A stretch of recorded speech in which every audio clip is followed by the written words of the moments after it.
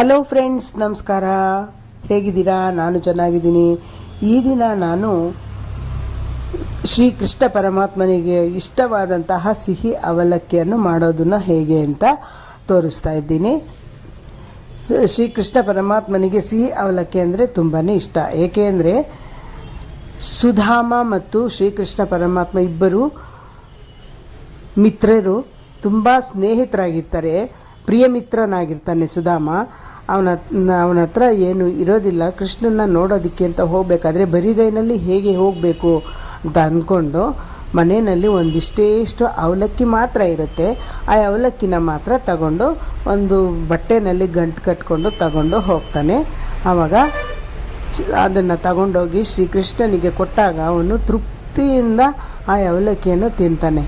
ತುಂಬಾ ತೃಪ್ತಿ ಆಗುತ್ತೆ ಅವನಿಗೆ. ಇವಾಗ ಸಿಹಿ ಅವಲಕ್ಕಿ, ಅದೇ ಸಿಹಿ ಅವಲಕ್ಕಿಯನ್ನು ಹೇಗೆ ಮಾಡೋದು ಅಂತ ನೋಡೋಣ. ಒಂದು ಬಟ್ಲಿನಷ್ಟು ಪೇಪರ್ ಅವಲಕ್ಕಿನ ತಗೊಂಡಿದ್ದೀನಿ ಮತ್ತು 1/4 ಲೋಟದಷ್ಟು ಬೆಲ್ಲ ತಗೊಂಡಿದ್ದೀನಿ. ಬೆಲ್ಲನ ಒಂದು ಬಟ್ಲಿಗೆ ಹಾಕಿಬಿಡೋಣ. ಮತ್ತು ಹಸಿ ಕೊಬ್ಬರಿಯನ್ನು ಕೂಡ ಅದಕ್ಕೆ ಒಂದು ಚಿಕ್ಕ ಬಟ್ಲಿಗೆ ಆಗುವಷ್ಟು ಒಂದು ಅರ್ಧ ಚಿಪ್ನಷ್ಟು ಹಸಿ ಕೊಬ್ಬರಿ ತಗೊಂಡಿರಬೇಕು. ನೀರಾಗಿರುತ್ತೆ, ತುಂಬ ಚೆನ್ನಾಗಿರುತ್ತೆ. ಆವಾಗ ಕಲಸೋದಕ್ಕೆ ಚೆನ್ನಾಗಿರುತ್ತೆ. 1 ಟೀ ಸ್ಪೂನ್ನಷ್ಟು ತುಪ್ಪನ ತಗೋಬೇಕು. ಈ ಮೂರನ್ನು ಚೆನ್ನಾಗಿ ಮಿಕ್ಸ್ ಮಾಡ್ಕೋಬೇಕು. ಬೆಲ್ಲ ಎಲ್ಲ ಪುಡಿ ಆಗಿರುತ್ತಲ್ಲ, ಚೆನ್ನಾಗಿ ಒದ್ದೆ ಆಗೋವರೆಗೂ ಚೆನ್ನಾಗಿ ಮಿಕ್ಸ್ ಮಾಡ್ಕೋಬೇಕು. ಹಸಿ ಕೊಬ್ಬರಿ ಬೆಲ್ಲ ಎರಡೂ ಮಿಕ್ಸ್ ಮಾಡಿದಾಗ ಚೆನ್ನಾಗಿ ಒದ್ದೆ ಆಗುತ್ತೆ, ತೇವ ಬಂದುಬಿಡುತ್ತೆ. ಈ ಎರಡನ್ನು ಚೆನ್ನಾಗಿ ಮಿಕ್ಸ್ ಮಾಡ್ಕೊಂಡ್ಬಿಟ್ಟು ನಂತರ ಅವಲಕ್ಕಿ, ಪೇಪರ್ ಅವಲಕ್ಕಿ ತಗೊಂಡಿರ್ತೀನಲ್ಲ ಅದನ್ನು ಕೂಡ ಹಾಕಿಬಿಟ್ಟು ಚೆನ್ನಾಗಿ ಮಿಕ್ಸ್ ಮಾಡ್ಕೊಂಡ್ಬಿಡೋಣ. ಅದನ್ನು ಕೂಡ ಫುಲ್ಲು ಚೆನ್ನಾಗಿ ಮಿಕ್ಸ್ ಮಾಡ್ಕೋಬೇಕು. ಎಲ್ಲ ಈ ಬೆಲ್ಲ ಕೊಬ್ಬರಿ ಎಲ್ಲನೂ ಕಲಿಸ್ಕೋಬೇಕಾಗುತ್ತೆ. ಆವಾಗ ಅದು ಚೆನ್ನಾಗಿ ಮಿಕ್ಸ್ ಮಾಡಿಕೊಂಡ್ರೆ ಸಿಹಿ ಅವಲಕ್ಕಿ ರೆಡಿ. ಇವಾಗ ಒಂದು ಪ್ಲೇಟನ್ನು ಮುಚ್ಚಿಬಿಡೋಣ. ಒಂದು ಸ್ವಲ್ಪ ಹೊತ್ತು ನೆನಿಬೇಕು. ಇದು ನೆಂದಿದ್ದಾದಮೇಲೆ ನೈವೇದ್ಯಕ್ಕೆ ತಗೊಳ್ಳೋಣ. ಇವಾಗ ನೈವೇದ್ಯಕ್ಕೆ ಏನೇನು ಇಟ್ಟಿದ್ದೀನಿ ಅಂತ ತೋರಿಸ್ತೀನಿ.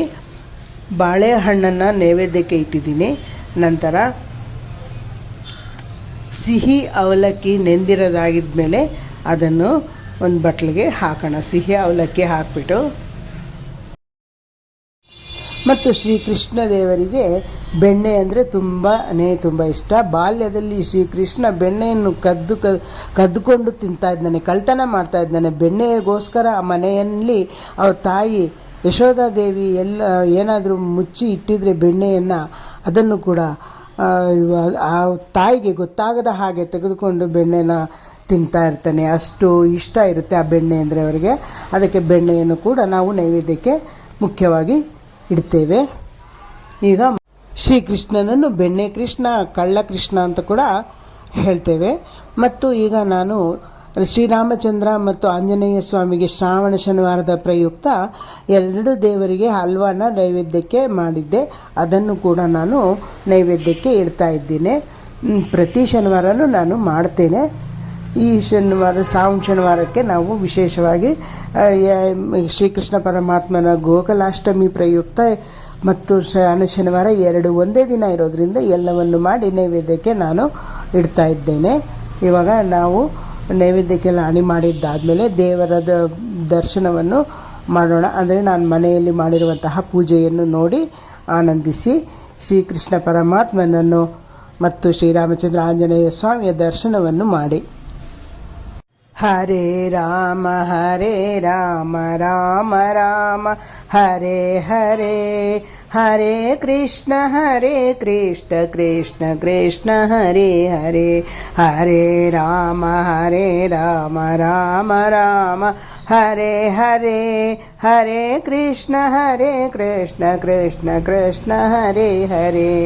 ಹರೇ ರಾಮ ರಾಮ ರಾಮ ಹರೇ ಹರೇ, ಹರೇ ಕೃಷ್ಣ ಕೃಷ್ಣ ಕೃಷ್ಣ ಹರೇ ಹರೇ.